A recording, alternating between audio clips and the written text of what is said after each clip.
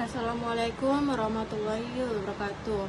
Perkenalkan, nama saya Ainun Ramadhani dari Fakultas Keperawatan Periode D3 Kebidanan. Di sini saya akan membawakan tentang materi etika, moral, dan akhlak. Baik, langsung saja. Konsep etika, moral, dan akhlak. Etika adalah suatu ajaran yang berbicara tentang baik dan buruknya, yang menjadi ukuran atau dengan istilah lain ajaran tentang kebaikan dan keburukan yang menyangkut peri kehidupan manusia dalam hubungannya dengan Tuhan, sesama manusia, dan alam. Sebagai cabang pemikiran filsafat, etika dibedakan menjadi dua, yaitu objektivitisme dan subjektivitisme. Objektivitisme berpandangan bahwa nilai kebaikan suatu tindakan bersifat objektif, terletak pada substansi tindakan itu sendiri. Paham ini melahirkan apa yang disebut dengan paham rasionalisme dalam etika.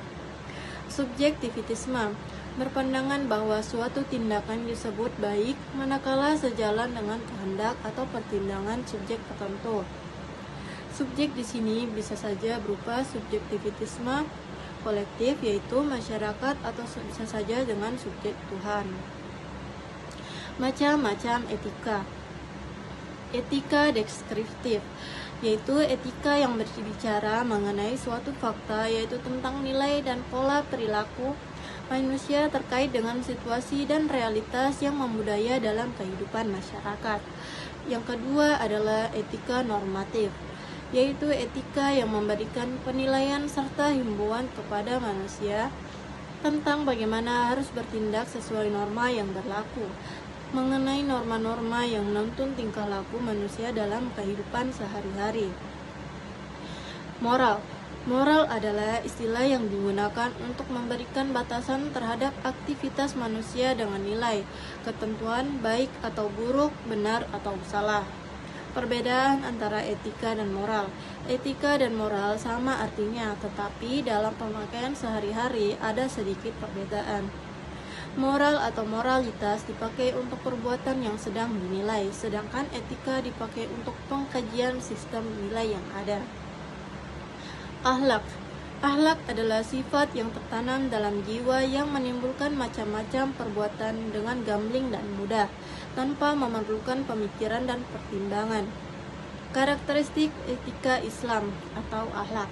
Akhlak merupakan ilmu yang menentukan batasan antara baik dan buruk, terpuji atau tercela, menyangkut perilaku manusia yang meliputi perkataan, pikiran, perbuatan manusia lahir dan batin.